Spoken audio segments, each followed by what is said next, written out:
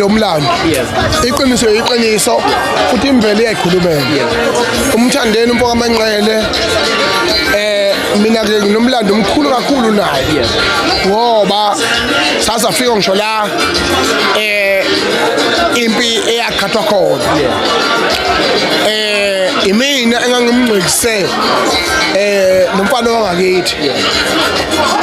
ngayiqalekisa ke impi yabo futhi okwesibili ke umuntu kavinjwa umuntu kafunzwa umuntu uyambona umkhulise engakhuli miyeka ayikhulele khulileke na umkhaya ngendlela akhule ngayo noMthandeni wakhula ngendlela akhule ngayo kodwa mawuthi uyabuka abantu bayimvelo bawubufakazi bokuthi ikuphi la khona iqiniso